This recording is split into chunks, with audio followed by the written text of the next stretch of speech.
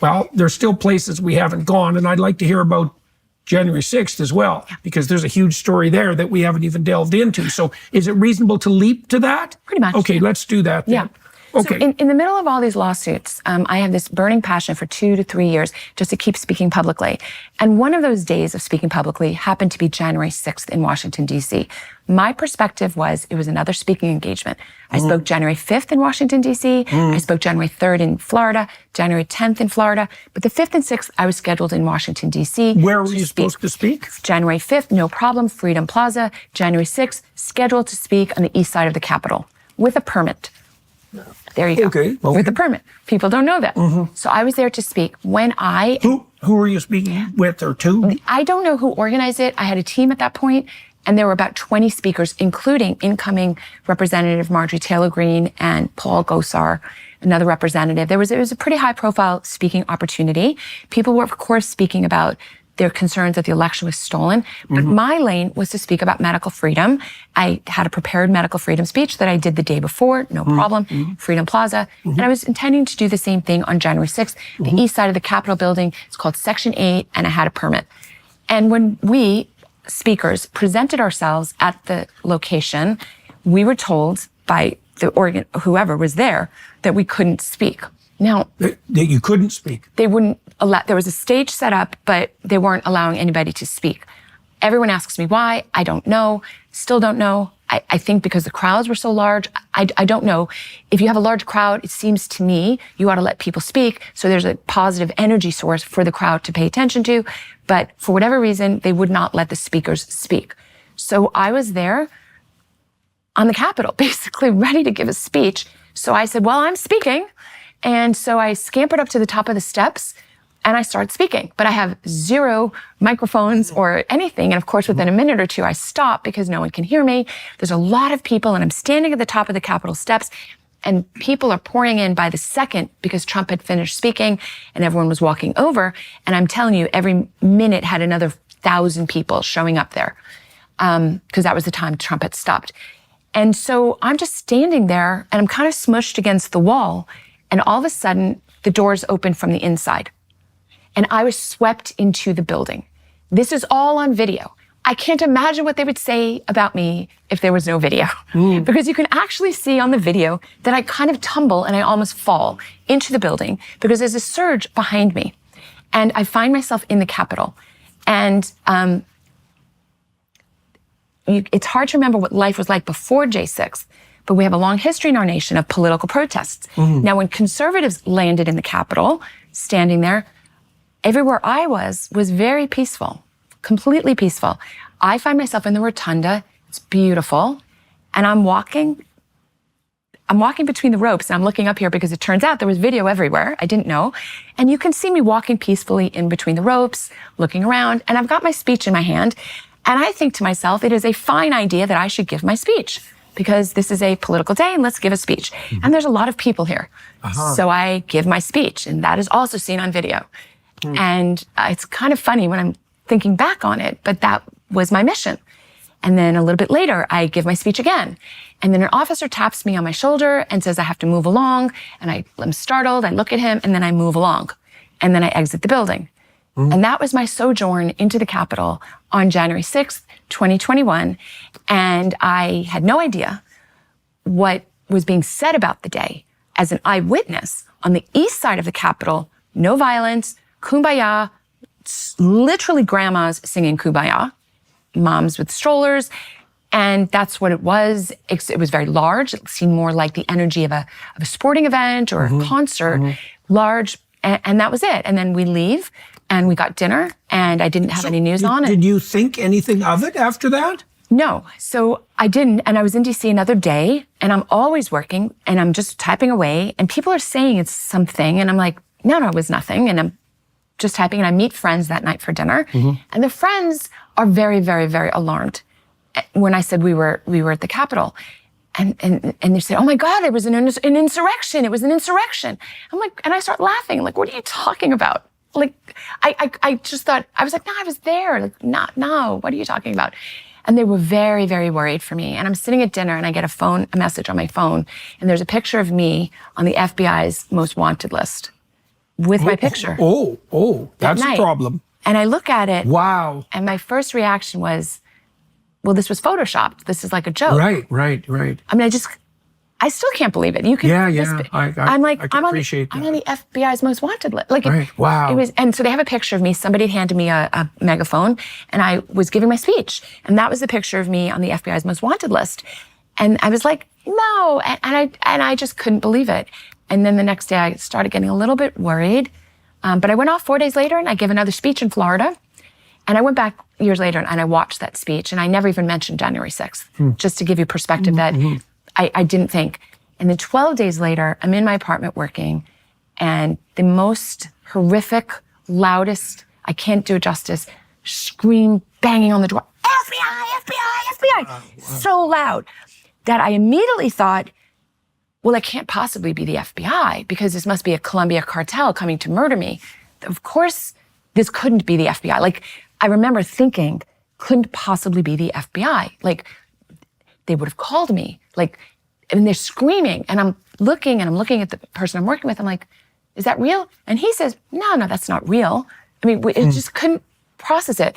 About 30, 40 seconds go by, and I stand up, and I turn to kind of come, and they break the door down with a battering ram. This is at your home? Yep, 2-bedroom apartment, and battering ram, 20 guys in tactical gear, bulletproof vests, and tactical gear, huge weapons pointed at me, the laser sight beams, as close as I am to you.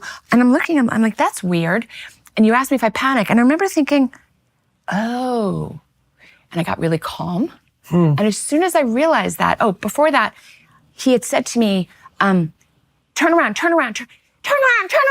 like screaming. And I was disoriented. And I took a step forward. Oh, yeah. And I thought later, he definitely could have been justifiable homicide. I looked like I was, and then I saw the sight beams. I'm like, and I got really calm, and I was fine. And I put this, and they are coming to arrest me. So the emergency room training came in handy then. Oh, and you know what else kicked in about the ER? So they're taking us off in handcuffs and shackles. It was crazy. And I said, I was very calm. I said, hey, you took my phone, you took computers, you took everything. Could I take some cash with me? Because at some point you're going to release me and I'm going to need a way home. Yeah. Nope, can't do that. I'm like, okay. I say that not incidentally. So they whisk us off. We go to jail, perp walk in front of the neighbors, handcuffs, shackles. Yeah. So that's the point of the theater. Yeah, the theater is, I think the whole thing was to intimidate and scare me and others. Did it work?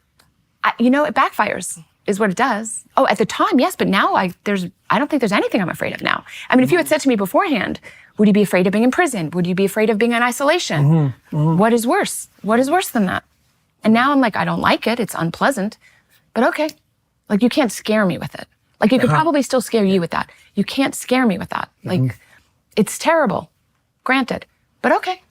So no, it totally backfires on people like me. I mean, it's literally it's a foolish move. If you're trying to silence people like me, it's just backfires. Now, they don't know ahead of time who's strong and who's not strong. But handcuffed, shackled, walking right good in front of the neighbors, doors, broken. I happen to have had a gun in the house. They asked me where it was. I told them where it was. We get taken off, et cetera, all this stuff. I mentioned just 2 small things because they're trying to be as dehumanizing as possible. One is when they release me, I go from being like this hardened criminal to being released in a matter of 1 minute, basically. The judge is like, you can be released. And then they have shackles off and they literally kick me out on the street, downtown Los Angeles. I have no shoes because they didn't let me take shoes. And I said, how am I going to get home? And the officer says, you should have thought of that. And I just got so snippy. I said, I am an ER doctor. I know exactly what it's like to show up somewhere unprepared, and I wasn't going to, and I wanted to bring money. You didn't let me. How am I going to get home? I had no way. I had no phone. It was insane. Wow. So I'm just sharing that it's done to break you. And the other thing that they did that was very effective, they took all of our computers and phones. Yeah. And so my piece of advice for anyone listening is have backups and not to worry too much about what you're writing, assuming you're doing lawful activities, just have lots of backups everywhere. Right. Okay, now you went to trial for this. Yes. So this is very funny. You will enjoy this story. So there's no right to a speedy trial, even though that's in our Constitution. They delayed until the government was ready to go, and then my judge couldn't have been faster. So I found out I had been charged. Where were you tried? All J6 defendants were being tried in the District of Columbia. Nobody, Oh, yeah. Nobody, that was intentional. Uh-huh. And none of us are from the District of Columbia. Yeah. And the District of Columbia voted 96% for Biden. And this was a political issue. Yeah. So it's not, and it's a company town. The largest employer, I think 30% of people, or 20 or 30% of people that live in DC work for the federal government. So by definition, it's a company town, plus it's a political trial. So not moving was really unfair to J6 defendants. So I had every intention of fighting and pleading not guilty until I saw the charges. So the charges included a bizarre 1512C2 felony that's 20-year felony. It's bizarre. It's an accounting kind of firm. Remember the Enron scandal? The theory was that Arthur Andersen, their accounting firm, shredded documents. So to close that loophole, it's called closing the Arthur Andersen loophole. Somebody 20 years ago came up with this 1512C2 statute, which is witness tampering and evidence shredding. That is what they charged me and hundreds of J6ers with. You might ask why? Because it's wholly irrelevant, has nothing to do with us. 20 years, that was why. This is how they got J6ers to take a plea. I see. They said, so that was the biggest club they could wield. And we had and I'm a lawyer too, and I'm looking at this and said, what does this 1512 witness tampering and evidence shredding statute have to do with me? I was literally walking through crowds and gave a speech. I understood trespass. I understood parading. Then we could talk about selective prosecution, like why are you prosecuting me and not everybody from the Summer of Love? Conservatives don't get to protest. That's really the rule. But this was weird. This 20-year felony was weird. It had no relation at all to us. And I couldn't, it's 20-year penalty. So this is how they got virtually everybody to roll over. They were very, very eager for J6ers to just take a plea. So the narrative is, oh, we all pled guilty. It was just a terrible thing. So when I discovered it was a 20-year felony, I did take the plea. I couldn't afford a felony as a doctor and a lawyer. There was no way I could keep my life. I mean, as a practical matter, I would have lost my licenses. And I had an organization to run. I couldn't be put away for years. It was out of the question. And on a personal level, it's pretty scary. So for all of those reasons, I accepted the plea. And I plead to a misdemeanor trespass. Now, exactly how many misdemeanors do you find going to prison? Low number. That zero number that you like. Yeah. No misdemeanors in America go to prison. So I was expecting when I showed up at trial to... Right, and that would be an expected part of the plea too, right? That would have been your presumption. That you go through the person's past. Does she have a violent past? Has she ever been convicted of anything? Yeah. You know, is this a gang offense? Is there violence here? You know, does she have a way to employ herself? You know, there's a lot of risks that go into when you put someone into prison or not. Of course I didn't think I was going to prison. Yeah. Now, we don't have a ton of time, but I will share with you a very cute little story, which is that my judge was a fellow named the Honorable Christopher Cooper. Now, I didn't recognize the name, except when I showed up in court, that was Casey. Casey was my classmate at Stanford Law School. Class of 147 of us. 147. Of course we knew each other. We kind of lightly dated. Wow. Okay? Wow. And I thought that if anything, he would have been nicer to me. Like, certainly we had nothing negative, really, but he should have recused himself. Right, right. Because the standard for recusal is not just conflict, it's the appearance of impropriety. It's not the actual impropriety, it's the appearance of impropriety. I mentioned this little interesting aside because the District of Columbia judges, almost to a man, are so smug that they don't even think they're going to be overruled if you've been to school and dated a defendant.